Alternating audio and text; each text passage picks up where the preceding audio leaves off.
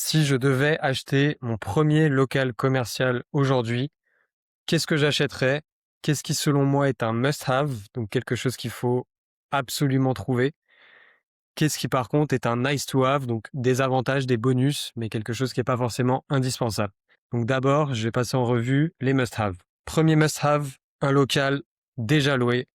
C'est beaucoup plus facile de partir sur un local déjà loué. On a déjà un locataire en place, donc on a directement des loyers qui rentrent. On évite un temps de commercialisation. On va devoir trouver un locataire. On ne sait pas combien de temps ça va durer.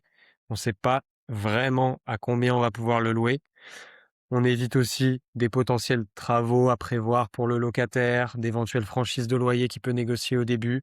On a tout de suite un locataire en place, un historique du coup de loyer, des quittances, voir si un loyer a été indexé. Voilà, on veut acheter revenu déjà existant, un local avec une activité qui tourne déjà et pas une promesse de revenu. Deuxième chose, un locataire qui a déjà fait ses preuves. On a envie d'éviter un locataire tout récent. On veut avoir de l'historique, donc un locataire qui a déjà plusieurs bilans sur sa société, qui a déjà connu des bonnes périodes, des moins bonnes périodes, idéalement au moins 3 ans d'ancienneté, voire idéalement plus de 5 ans. Voilà, donc on a un historique de paiement, on sait que le locataire connaît son emplacement, que son activité tourne, et plus il est là depuis longtemps, plus ça réduit l'incertitude. Ensuite, en numéro 3, une activité qui est simple à comprendre. Il y a beaucoup d'activités un peu de mode qui se lancent. On se dit: «Ah, c'est génial» et cetera, mais au final, on voit que dans le temps, ça dure pas. Donc pour un premier local, partir sur quelque chose de simple, un commerce de bouche, de la restauration, une alimentation générale, ce genre de choses, un coiffeur.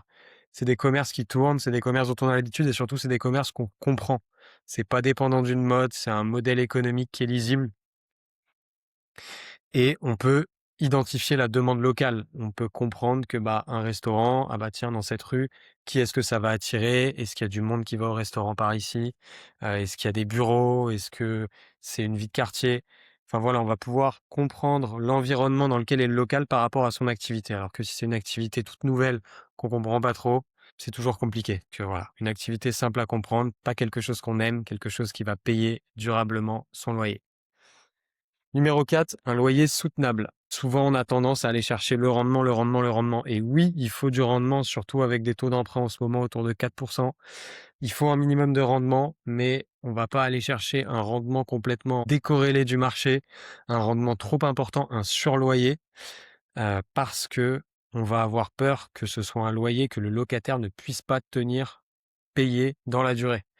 Donc voilà, le rendement d'aujourd'hui peut cacher la vacance de demain. Loyer élevé, le locataire peut pas tenir, il part. On doit retrouver un autre locataire. On met un peu de temps pour le retrouver. Donc on veut trouver un loyer qui soit corrélé avec le prix du marché, qui soit soutenable pour le locataire. On garde comme repère qu'il doit avoir environ 10% de son chiffre d'affaires. Ça dépend des activités, mais en gros, c'est un repère, 10% de son chiffre d'affaires qui part dans son loyer, pas trop non plus. Et ça permettra du coup de relouer facilement si jamais le locataire part demain au même niveau de loyer.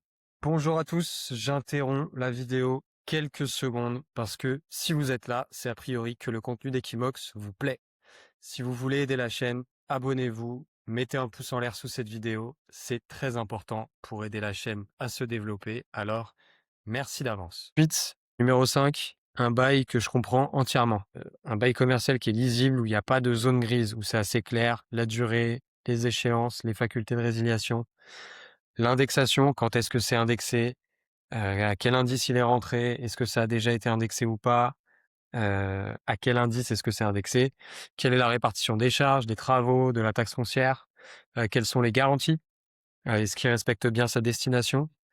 Voilà, tout ça, il faut bien comprendre le bail pour s'engager. Numéro 6, un usage qui est juridiquement propre. J'ai fait une vidéo sur des locaux sur lesquels je suis pas allé à 8% parce qu'il y avait des problèmes sur l'usage. Bien vérifier que toute la surface du local est commerciale.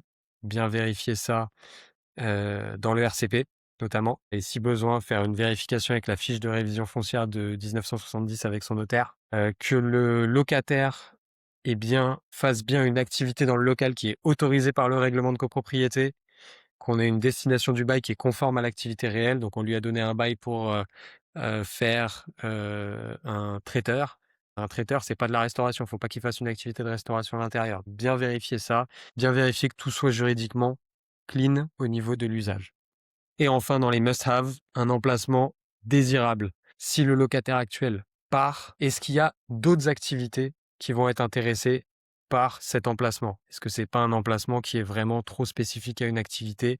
Est-ce que je vais bien avoir beaucoup de candidats pour pouvoir donc facilement relouer, avoir tout un panel de possibilités et donc éviter la vacance? Donc l'idée, c'est d'avoir un local qui est visible, idéalement dans une rue passante, commerçante, avec du flux piéton, peut-être du flux voiture, et une zone, un secteur que je comprends bien. Voilà, si on a déjà ces 7 must-have, on est bien parti pour un premier local commercial. Et maintenant, on peut regarder aussi quelques nice to have, qui sont des petits bonus, qui sont des très bons signaux, mais avant tout, c'est les 7 premiers critères. Après seulement, on regarde ces petits nice to have. C'est pas parce qu'il y a quelques nice to have qu'il faut ignorer ce qu'on a vu précédemment. Donc parmi les nice to have, j'ai noté un locataire qui a beaucoup investi dans son local. Forcément, s'il a fait beaucoup de travaux, beaucoup d'aménagements, il va pas le quitter demain.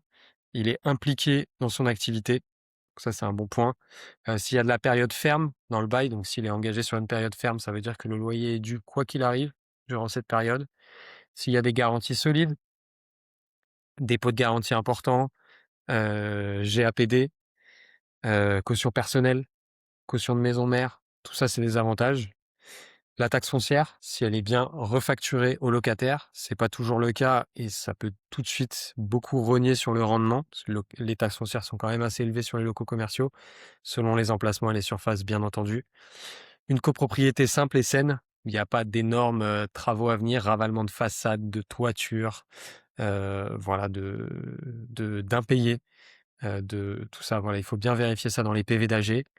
Et également, si on a une belle enseigne, ça c'est top. Si on a un locataire, voilà, qui a plusieurs points de vente, voire une grosse enseigne nationale ou régionale, voilà, tout ça, c'est des nice to have, c'est des vrais plus. Mais attention, ça ne compense pas un mauvais locataire, un loyer trop élevé, un local difficile à relouer. Voilà pour les différents points. C'est ce que je regarderai en priorité pour investir dans un premier local commercial dès maintenant. Regardez bien tous ces critères et s'ils sont présents, bah, je vous invite à y aller tout simplement. Voilà, bah, merci pour votre attention. D'autres vidéos sont à venir. Abonnez-vous à la chaîne, likez cette vidéo et je vous dis à très vite.